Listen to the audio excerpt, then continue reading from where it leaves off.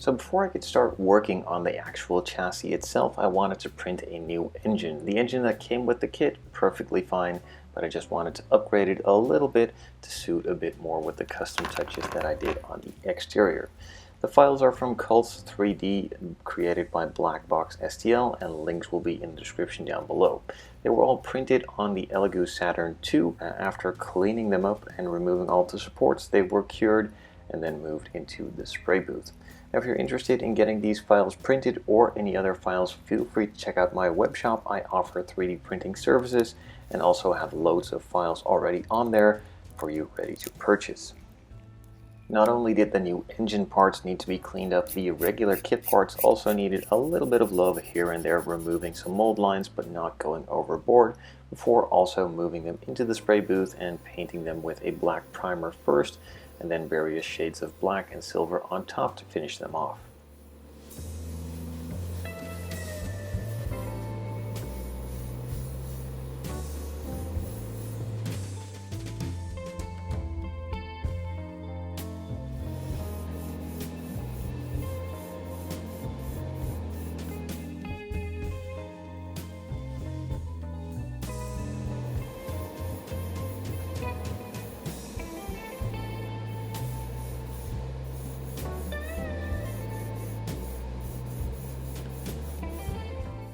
Most of the parts have now been completed, but some needed a little extra detail. Specifically the valve covers, I wanted to add a bit of a silver highlight onto the numbers and also the stripes that are on there, and also do that for the bolts as well, or the nuts, or the bolts, or the nuts.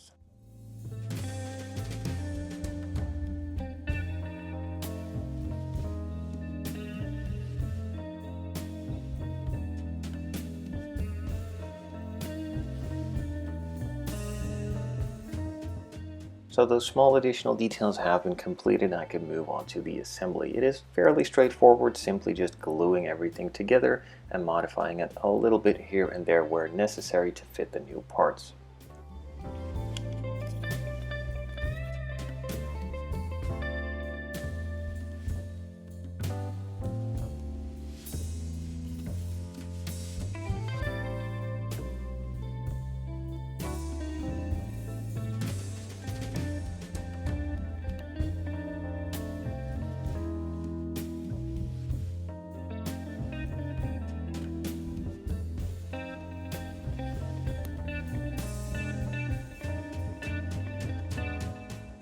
On the transmission there were originally some parts that would fit into the engine block itself. I accidentally removed those, and I also needed to flatten that part a little bit out, so I simply just drilled a couple of new holes and inserted some metal pins, drilled those holes on the block itself as well, and therefore it has a super strong bond and probably will never break apart.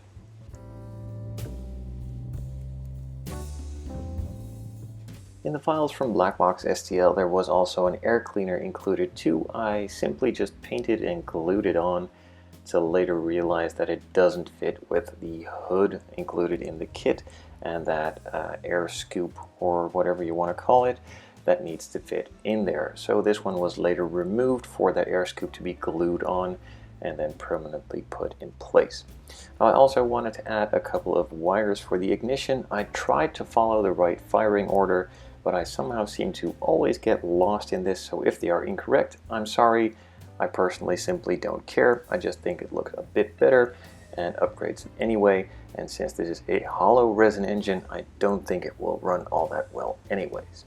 Now also, after installing that first wire, I have to remove it again for the manifold to be put in place, and then rewire it again and do the other ones as well.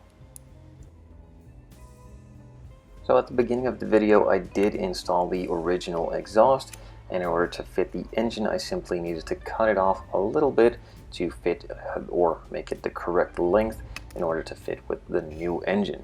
That's pretty much it. For the exterior there was a little bit of work still left to be done in order to get it all finished. So first of all I started masking off all of the trim, cutting it out, painting it black, unmasking it, and moving on to the next piece of trim.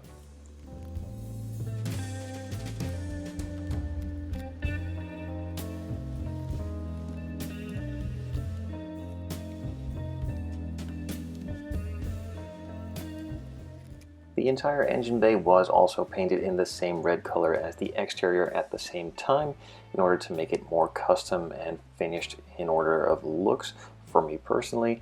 It could have also been painted entirely black, as it probably originally would have been, but I simply think that looks a bit cheap, so painting it in the body color was the way to go for me. I then just needed to add a bit of black here and there to finish all of these separate components off before gluing in all the clear parts. One thing that I didn't realize before putting in the windshield is that hazed area on the bottom needs to be painted black. Otherwise, there is a small gap between the dashboard and the rest of the chassis that will remain pretty highly visible, so I just easily masked it off from the inside, applied a couple coats of black, and now it is nicely hidden. I could then move on to adding a couple more parts and finishing those off.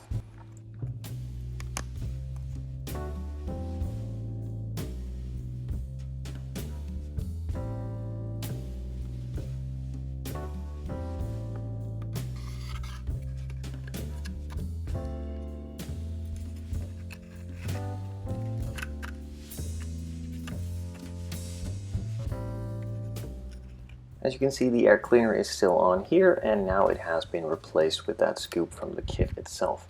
Now this probably should have been painted white. I didn't realize, and after painting it red, fitting the hood, I kind of thought it looked cool. It does give it, again, a bit more of a custom look. Let me know down in the comments below. Am I simply lazy and didn't want to paint it white, or do you agree with me and like the look as well?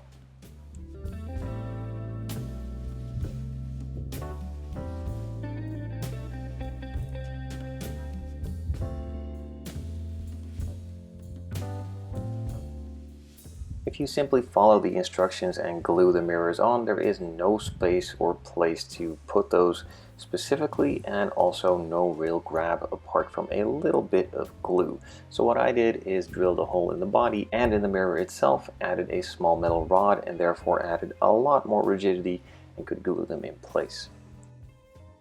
So most, if not all, of the exterior work has now been completed, and I could move on to the final stage, and that was the wheels. I again went to Decals 3D and found some wheels on Balckbox STL's page that I thought suited the build really well. They kind of looked like the original wheels that came with the kit, but then upsized a little bit more, suiting the style of the custom street rod look that I was after. So these were then printed and painted silver. The actual hoops of the wheels were painted matte black, and then the center spokes were masked off to maintain their silver look, and that inserted piece was painted in a matte black mixed in with a bit of a gunmetal to create a matte gunmetal matte black look.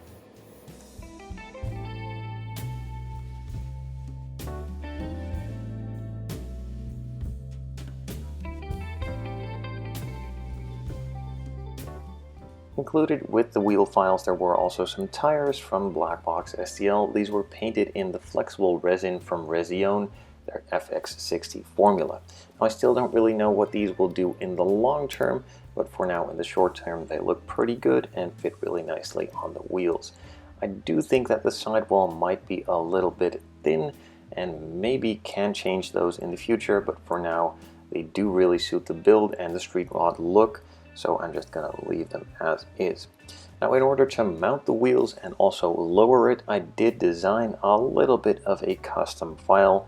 Really simply, this could also have been scratch built, but since I had to do it 4 times, designing it and printing it would be probably a lot easier.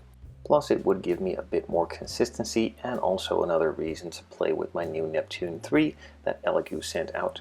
This is one of their FDM printers. It works really well. Printed these parts out in a matter of minutes, and I of course repeated that a couple of times, and it worked perfectly. So for small structural parts, this is the ideal method of 3D printing to use if you ask me. Now this could also have been done in resin, would take a lot longer for these tiny pieces, and also have a lot more cleanup required before they could actually be used. These simply came straight off of the printer, a couple of the supports were removed, and they could be put on.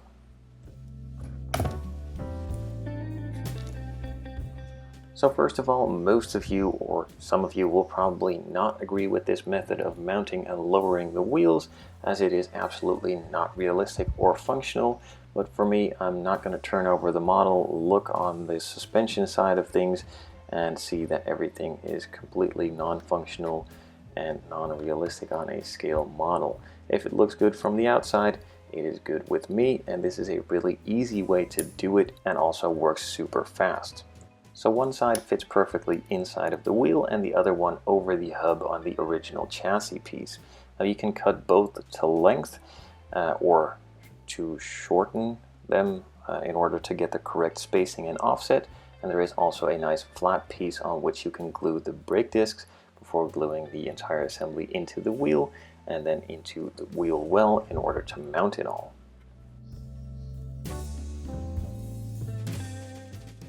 Rinse and repeat for the other corners, and this one is done. I hope you guys enjoyed this build series and all the custom touches that I added to this model. Again, a lot of the products and tools used in this video are available in my webshop, thescalemodelingchannel.com, or links in the description down below. The files that I used are from Balckbox STL and again are available in the links in the description and also on my webshop, thescalemodelingchannel.com. Or if you want to have files custom printed, feel free to send me an email and we can figure it all out. Thanks for watching, and I hope to see you guys next time.